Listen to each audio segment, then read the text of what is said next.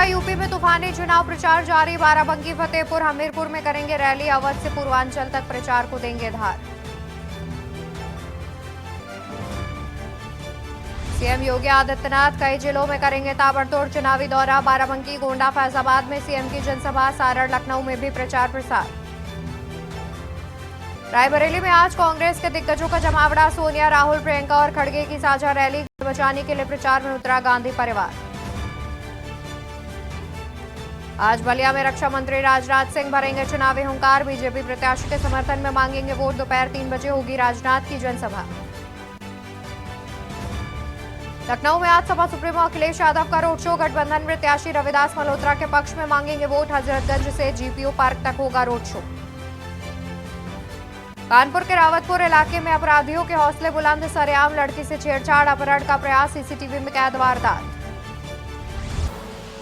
आप देख रहे हैं के न्यूज, खबरों का सारथी। नमस्कार, मैं हूं आपके साथ अवंतिका अवस्थी और हम बात करेंगे उत्तर प्रदेश के खबरों पर। शुरुआत करते हैं जहां पर आज अयोध्या दौरे पर पूर्व राष्ट्रपति दोपहर 2:30 बजे पहुंचेंगे अयोध्या कैंट रेलवे स्टेशन। सड़क मार्ग से जाएंगे दिगंबर जैन मंदिर, रायगंज।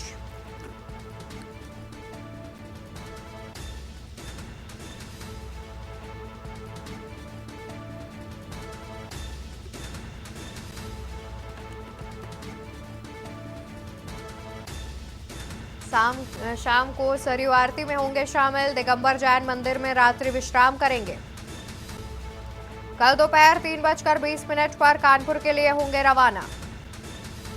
आज अयोध्या दौरे पर पूर्व राष्ट्रपति। दोपहर 2:30 बजे पहुंचेंगे अयोध्या कैंट रेलवे स्टेशन। सड़क मार्ग से दिगंबर जैन मंदिर, रायगंज जाएंगे। रामलला, हनुमानगढ़ी का दर्शन पूजन करेंगे।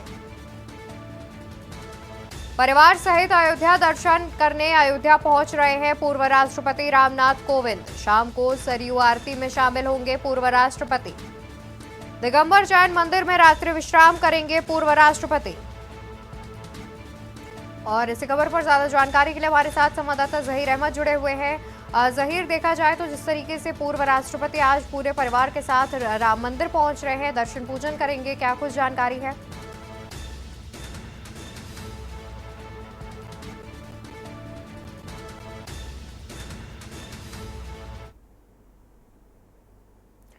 जहीर, क्या आप तक हमारी आवाज पहुंच रही है?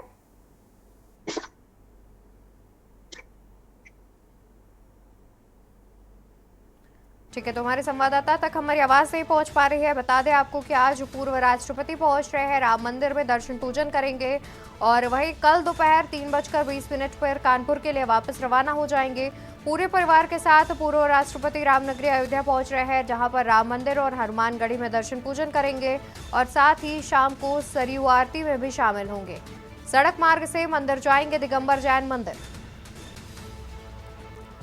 और रामलला, हनुमानगढ़ी का भी दर्शन पूजन करेंगे पूर्व राष्ट्रपति रामनाथ कोविंद। परिवार सहित दर्शन करने पहुंच रहे हैं अयोध्या।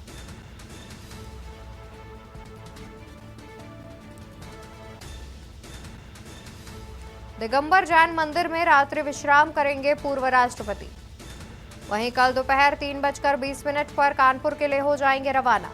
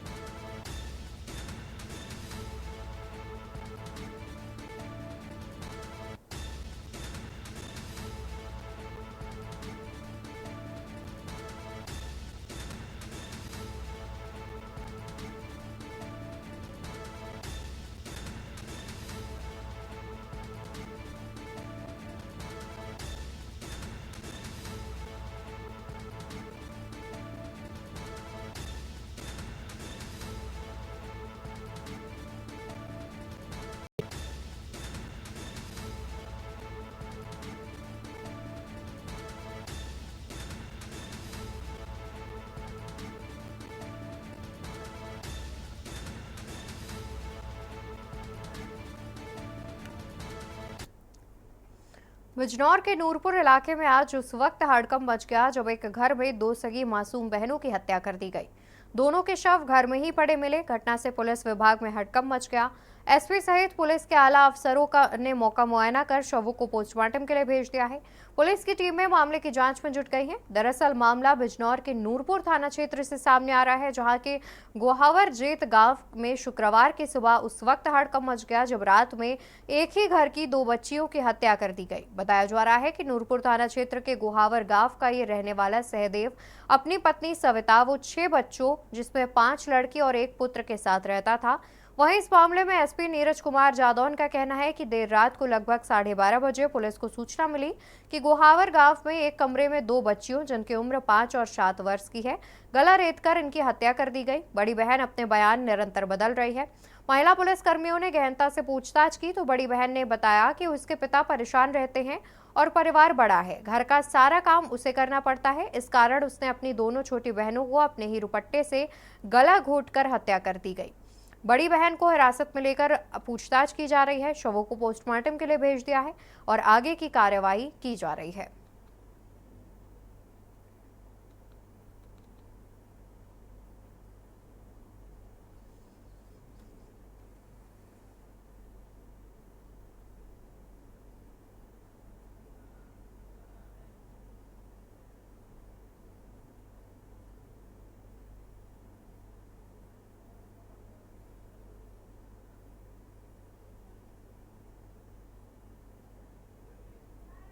नहीं सकता, जितना पता उतना बताऊंगा। जी बताओ।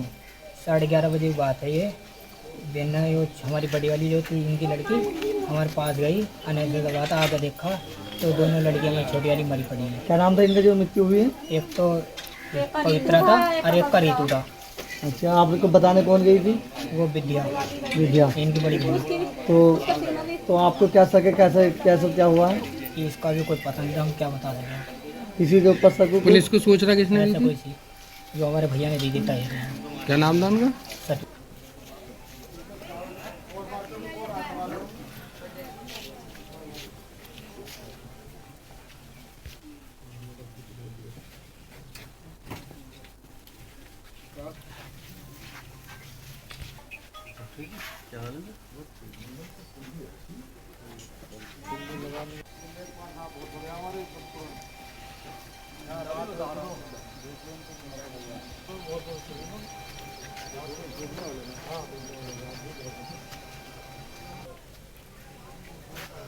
और इसी खबर पर ज्यादा जानकारी के लिए हमारे साथ संवाददाता जहीर अहमद जुड़े हुए हैं।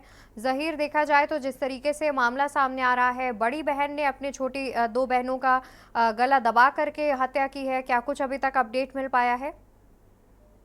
बिल्कुल, देखिए बिजनौर के नूरपुर थाना क्षेत्र का मामला है, जहां पर गोहावर में 2 बहनों की जो है जो मासूम बहन थी उनकी हत्या कर दी गई थी।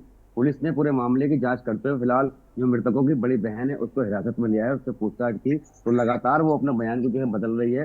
फिलहाल जो पुलिस की प्रथम दृष्टया जांच है उसमें ये सामने आया है कि बड़ी बहन ने ही अपनी छोटी बहन की दुपट्टे से गला घोंट करके हत्या कर दी है। पुलिस ने उसको हिरासत में ले लिया है और शव कब्जे में लेकर पोस्टमार्टम के लिए भेज दिया है। साथ ही पूरे बिल्कुल। और मामले की वहीं जांच कर जहीर, देखा कार्रवाई की जाए बात तो है। जिस तरीके से जानकारी है कि बड़ी बहन ने ही अपने रुपट्टे से दोनों छोटी बहनों का गला घोंटकर हत्या की है, क्या बड़ी बहन के साथ कोई अन्य भी इसमें शामिल है? अब बिल्कुल, देखिए अभी तक की शुरुआती जांच की अगर बात की जाए तो पुलिस का साफ तौर पर कहना है कि बड़ी बहन ने ही अपनी छोटी बहन की हत्या की है। उसका साफ तौर पर अभी तक यही कहना है कि पहले तो उसने घटना को उसकी हत्या कर दी, लेकिन जब पुलिस ने उसको लगातार सख्ती से पूछताछ की, अलग अलग तरीके से पूछताछ की तो वो पूर्ण देर से पूरी बात बताई कि उसने ही अपनी बहन को गला घोंट कर हत्या कर दी। कारण उसने ये बताया है कि परिवार बड़ा है, घर के खर्च में उसके परिवार के जो पिता हैं उनको काफी दिक्कत होती है, घर चलाने में दिक्कत होती है, साथ ही घर का सारा काम भी उसी को करना पड़ता है, ये उसने बताई वजह। फिलहाल पुलिस उससे पूछताछ कर रही है और पूरे मामले की बारीकी से जांच कर कार्रवाई की बात कर रही है। बिल्कुल, शुक्रिया आपका ज्यादा जानकारी हम तक पहुंचाने के लिए। तो पूरा मामला सामने आ रहा है जहां पर बड़ी बहन ने ही अपनी 2 मासूम बहनों की अपने रुपट्टे से गला घोंटकर हत्या कर दी गई है। बड़ी बहन का कहना है कि परिवार काफ़ी बड़ा था और साथ ही पिता लगातार परेशान रहते थे, जिसको लेकर के उसने अपनी 2 छोटी बहनों की हत्या कर दी है। बिजनौर का पूरा मामला सामने आ रहा है।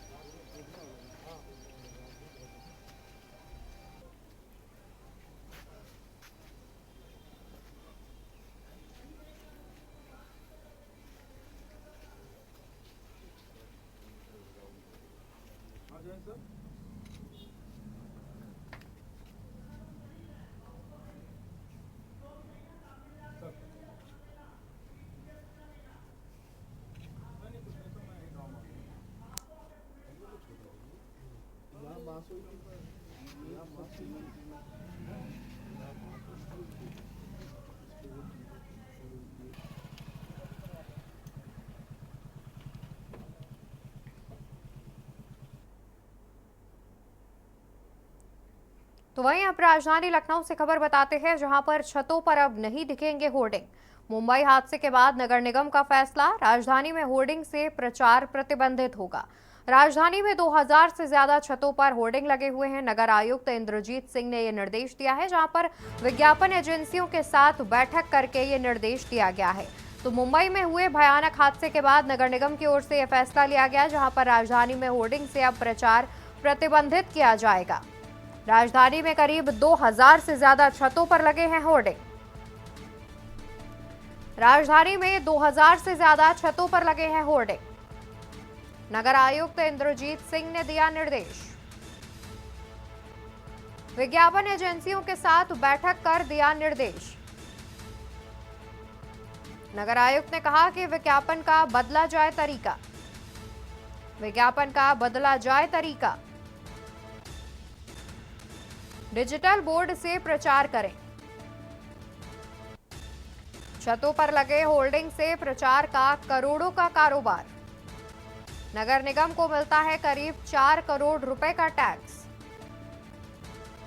छतों पर अब नहीं दिखेंगे होर्डिंग। मुंबई में हुए भयानक हादसे के बाद अब ये फैसला लिया गया है। नगर निगम की ओर से ये सख्त फैसला लिया गया है, जहां पर अब घरों की छतों पर होर्डिंग नहीं लगेंगे। होर्डिंग से प्रचार प्रतिबंधित होगा। और बता दें कि राजधानी में करीब 2000 से ज्यादा छतों पर होर्डिंग से प्रचार प्रसार किया जाता है। 2000 से ज्यादा घरों में छतों पर होर्डिंग लगे हुए हैं। नगर आयुक्त इंद्रजीत सिंह की ओर से ये निर्देश दिए गए हैं। विज्ञापन एजेंसियों के साथ बैठक करने के बाद ये निर्देश दिए गए हैं। नगर आयुक्त की ओर से कहा गया है कि विज्ञापन का बदला जाए तरीका।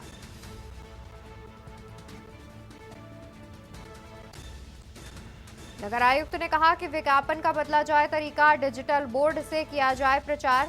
बता दें कि छतों पर लगे होर्डिंग से प्रचार का करोड़ों का कारोबार है। नगर निगम को करीब 4 करोड़ रुपए का टैक्स इससे मिलता है। तो राजधानी लखनऊ से खबर सामने आ रही है, जहां पर अब छतों पर होर्डिंग्स नहीं दिखेंगे। मुंबई में हुए हादसे के बाद नगर निगम की ओर से यह फैसला लिया गया है, जहां पर राजधानी में होर्डिंग से प्रचार अब प्रतिबंधित होगा। राजधानी में करीब 2000 से ज्यादा छतों पर लगे हैं होर्डिंग। 2000 से ज्यादा छतों पर लगे हैं होर्डिंग।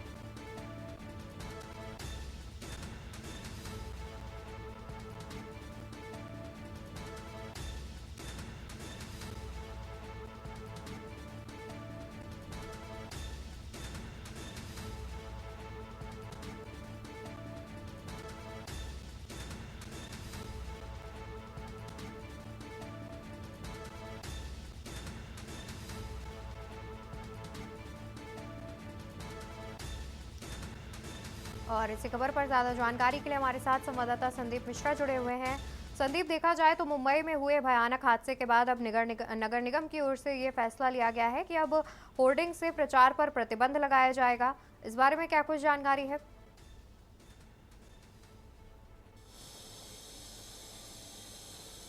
देखिए, बिल्कुल निश्चित तौर पे जिस तरीके से मुंबई में होल्डिंग गिरने से 14 लोगों की मौत हो गई, इसके बाद से लखनऊ नगर निगम पूरी तरीके से सचेत हुआ है और उन्होंने एक बैठक की है। जो होल्डिंग संचालक थे उनके साथ में एक बैठक की। बैठक करने के बाद निर्देश जारी किए हैं कि किसी प्रकार से अब छतों पर जो होल्डिंग लगी है, भारी भरकम जो होल्डिंग होगी उन्हें हटा दिया जाएगा। यानी कि जो मरम्मत होगी, मकान की जो मरम्मत देख करके मकानों की जो स्थिति होगी उसको देखने के बाद से ही होल्डिंग वहाँ पर प्रस्तावित की जाएगी। हालांकि अब किसी भी प्रकार से किसी को होल्डिंग लगाने की एनओसी जो है लखनऊ नगर निगम नहीं देगा। हालांकि जिस तरीके से लखनऊ नगर निगम ने इसको निर्देश को जारी किया है, उसके साथ ही साथ ये भी कहा है कि लगभग 2000 से अधिक जो है होल्डिंगें जो है लखनऊ शहर में लगी हुई हैं। इसके साथ ही साथ में इस होल्डिंगों की वजह से जो कारोबार है वो लगभग 20 करोड़ से ऊपर का कारोबार है। इसमें लगभग लखनऊ नगर निगम की अगर हम इनकम की अगर बात करते हैं तो लगभग 4 करोड़ रुपए लखनऊ नगर निगम को टैक्स मिलता है। तो ऐसे स्थिति पर जिस तरीके से लखनऊ नगर निगम ने इन कारोबारियों के साथ में एक बैठक करके एक निर्देशित किया है कि किसी प्रकार से अब जो है होल्डिंगें होंगी वो नहीं लगाई जाएंगी। जिस भी होल्डिंग को लगाना है उन कारोबारियों को जो है अपना तरीका जो है वो बदलना होगा। यानी कि कहीं ना कहीं डिस्प्ले जो होगी वो डिस्प्ले के माध्यम से प्रचार प्रसार करते हुए नजर आएंगे। बड़ी होल्डिंग, भारी होल्डिंगें जो नहीं जो कहीं ना कहीं गिर सकती हैं, किसी आंधी तूफान में नीचे आ सकती हैं, तो उन पे पूरी तरीके से प्रतिबंध लगा दिया गया है। उन होल्डिंग को लगाने के लिए अब लखनऊ नगर निगम किसी प्रकार से कोई परमिशन नहीं देगा। ये आदेश जो है नगर आयुक्त इंद्रजीत सिंह ने जारी किया है। कल बैठक करने के बाद से ये माना जा रहा है कि अब जो जहाँ भी होल्डिंगें लगेंगी वहाँ डिस्प्ले के माध्यम से लगेंगी, जो दूर से दिखती हुई नजर आएंगी, यानी कि उनका जो वजन होगा वो काफी कम होगा। जी बिल्कुल। और वहीं संदीप, देखा जाए तो कई घर ऐसे भी हैं जहां पर ये होर्डिंग्स लगी हुई हैं, उस बारे में क्या कुछ फैसला लिया गया है? क्या उनसे होर्डिंग्स हटाई जाएंगी या फिर उसको लेकर के कोई दूसरा जो है तरीका निकाला जाएगा?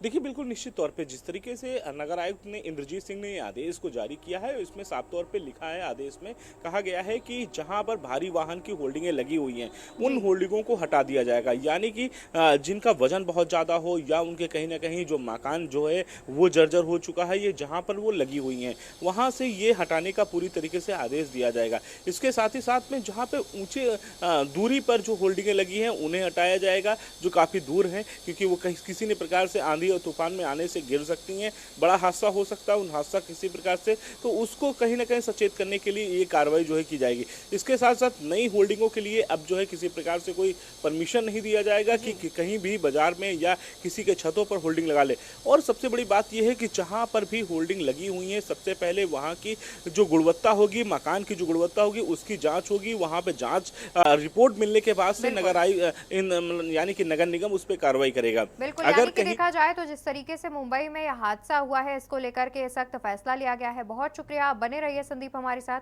हम आगे भी आपसे अपडेट लेंगे। और आपको बता दें कि मुंबई में हादसा हुआ था होर्डिंग गिरने से, जहां पर 14 लोगों की मौत हो गई थी। तो उसके बाद लखनऊ नगर निगम की ओर से भी ये सख्त फैसला लिया गया है, जहां पर अब घरों की छतों पर होर्डिंग नहीं लगाए जाएंगे और साथ ही अब से जो होर्डिंग्स लगाने के लिए एनओसी मिलती है वो नगर निगम की ओर से नहीं दी जाएगी। जिन घरों पर अभी होर्डिंग्स लगी है उनकी जांच की जाएगी। अगर होर्डिंग्स का वजन जो है वो ज़्यादा होगा तो उनको हटाया जाएगा और साथ ही मकान की स्थिति अगर जर्जर होगी तो वहां पर भी होर्डिंग्स को हटाया जाएगा। बढ़ते खबरों में आगे, जहां पर अवैध निर्माण की पहचान करेगा सिंचाई विभाग। खुर्रमनगर में तोड़े जाने वाले अवैध निर्माण की होगी पहचान। खुर्रमनगर में तोड़े जाने वाले अवैध निर्माण की होगी पहचान। एलडीए ने इस सिलसिले में सिंचाई विभाग को लिखा पत्र। रिपोर्ट के बाद जमीन खाली करने का नोटिस होगा जारी। अवैध निर्माण की पहचान करेगा सिंचाई विभाग। खुर्रमनगर में तोड़े जाने वाले अवैध निर्माण की जाएगी पहचान। एलडीए ने इस सिलसिले में सिंचाई विभाग को लिखा पत्र। और इसी खबर पर ज्यादा जानकारी के लिए संवाददाता संदीप मिश्रा जुड़े हुए हैं। संदीप, देखा जाए तो अब जितने भी अवैध निर्माण है उनकी पहचान सिंचाई विभाग करेगा और अब उन पर आवश्यक कार्रवाई की जाएगी। क्या कुछ जानकारी है इस विषय में?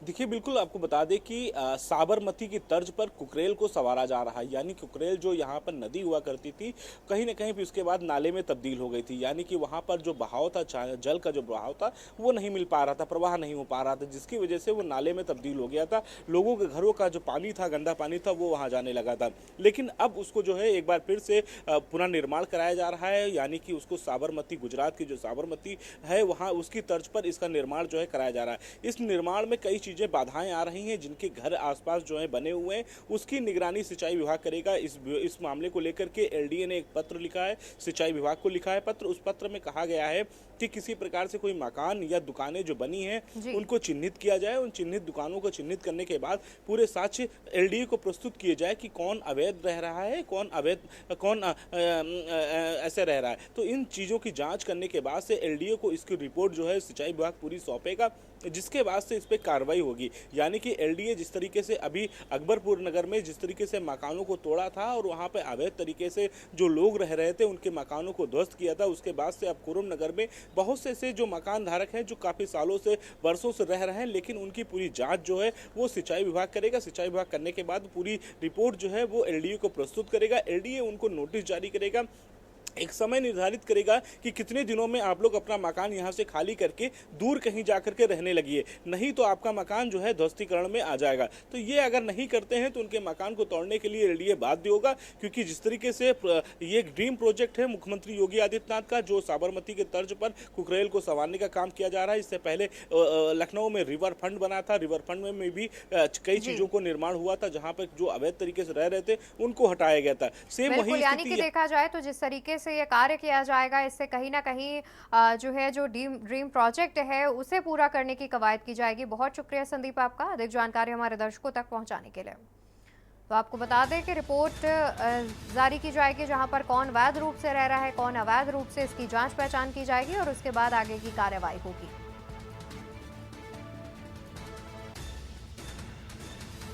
और एलडीए भी इस सिलसिले में सिंचाई विभाग को लिखेगा पत्र। खबर आपको जौनपुर से बता देते हैं, जहां पर भूपेंद्र चौधरी से मिले धनंजय सिंह। पत्नी श्रीकला के साथ भूपेंद्र चौधरी से की मुलाकात। पत्नी श्रीकला के साथ भूपेंद्र चौधरी से की मुलाकात। चौधरी भूपेंद्र से मुलाकात की तस्वीरें आई सामने। बीजेपी के समर्थन में आगे आए धनंजय सिंह। बीजेपी प्रदेश अध्यक्ष भूपेंद्र चौधरी से धनंजय सिंह ने की मुलाकात। पत्नी श्रीकला के साथ भूपेंद्र चौधरी से धनंजय सिंह ने की मुलाकात। चौधरी भूपेंद्र सिंह से मुलाकात की तस्वीरें आई सामने। बीजेपी के समर्थन में आगे आए धनंजय सिंह। भूपेंद्र चौधरी से धनंजय सिंह ने की मुलाकात। पत्नी श्रीकला के साथ भूपेंद्र चौधरी से की मुलाकात। और खबरों में मेरे साथ फिलहाल के लिए बस इतना ही। बाकी खबरों के लिए आप देखते रहिए के न्यूज़ इंडिया। नमस्कार। आप देख रहे हैं के न्यूज़, खबरों का सारथी।